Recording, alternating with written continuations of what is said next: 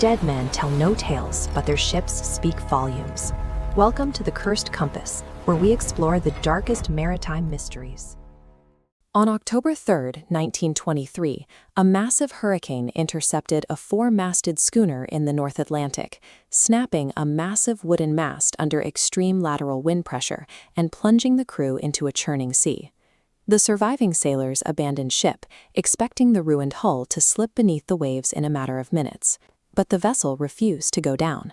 Instead, this 900-ton unpowered corpse of a ship drifted for over 700 days, covering more than 5,000 miles. Along the way, the derelict hull endured multiple severe storms and even survived a deliberate execution attempt by a world-class navy. The survival of the Governor Parr is an entirely predictable outcome of specific gravity and internal payload density.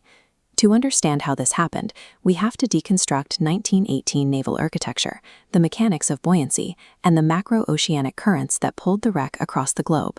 This requires looking past maritime legend and examining the hard physics of a wood-saturated hull. Launched in 1918 in Parrsboro, Nova Scotia, the Governor Parr represented the peak of Canadian wooden shipwriting. In the fall of 1923, she set out from Ingrimport with a precise mission: transport 1.5 million board feet of high-grade lumber down to Buenos Aires.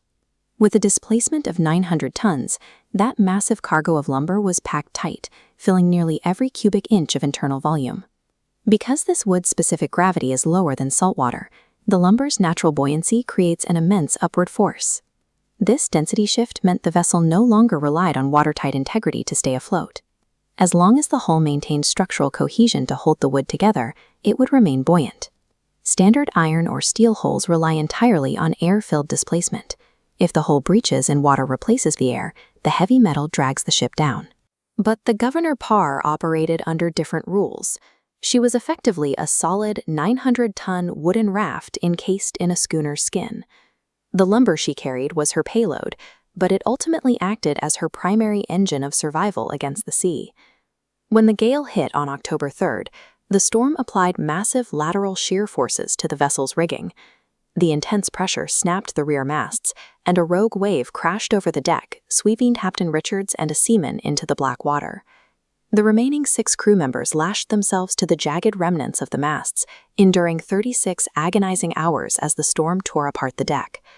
They were finally rescued by the American freighter SS Schodack after making the desperate decision to set their own sweaters on fire to signal through the dark. As the Schodack pulled away, her crew looked back and reported the Governor Parr as a waterlogged grave, broken and drifting out of sight. Inside the flooded hull, water completely filled the spaces between the stacked lumber. Yet the displaced weight of the saturated wood still produced a massive upward force. This generated reserve buoyancy, keeping the ship afloat even when its air-filled capacity dropped to zero.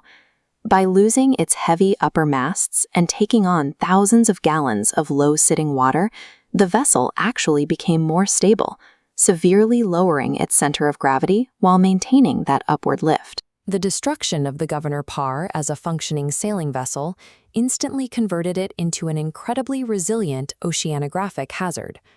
Months passed until January 1924, when a passing steamer reported a white, mastless hull drifting silently through the fog. The U.S. Coast Guard cutter Tampa located the wreck and attempted to tow it to Halifax. But the sheer drag of towing a 900-ton, completely water-filled mass through a new storm caused the heavy tow line to snap like sewing thread. The derelict slipped away into the mist, and over the following months, ships reported spotting the hull thousands of miles from the original disaster site. The vessel had been captured by the Great Atlantic Gyre, a massive, slow-moving, clockwise conveyor belt of ocean currents.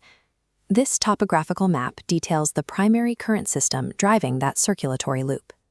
We can track its movement from the North Atlantic down to an area northeast of the Virgin Island in July, and eventually across to the coast of Africa. The Governor Parr became a massive, uncrewed sensor mapping the Atlantic circulatory system, demonstrating the vast reach of unpowered drift. By August 1924, the wreck was deemed a severe threat to global navigation, prompting the British Navy to intervene.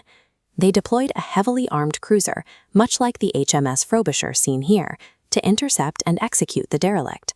The standard naval tactic for disposing of a wooden hazard was simple: douse the entire block in oil and set it ablaze. Sailors watched as the hull turned into a floating inferno, the intense fire lighting up the midnight sky for miles around. The cruiser sailed away, but weeks later, the ship was spotted once again, blackened and charred, but still aggressively buoyant. Looking at the thorough dynamics of the fire, the heat penetration stopped almost immediately upon reaching the water-saturated layers of wood below the deck. The densely packed water-soaked lumber absorbed the thermal energy, effectively acting as a permanent built-in fire suppression system. Furthermore, the tight configuration of the cargo denied the fire the oxygen it needed to burn deeper into the hold. The British Navy had essentially tried to burn a block of ice, vastly underestimating the thermal protection offered by deep-sea saturation.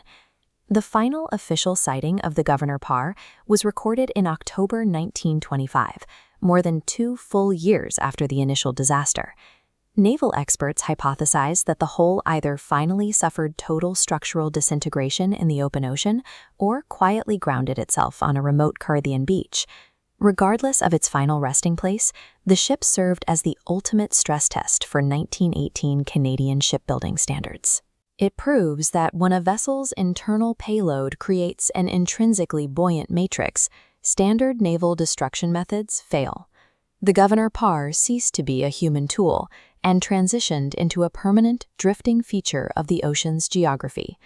The survival of the wreck stands as a testament to the era of sail, disappearing into the Atlantic fog on its own terms.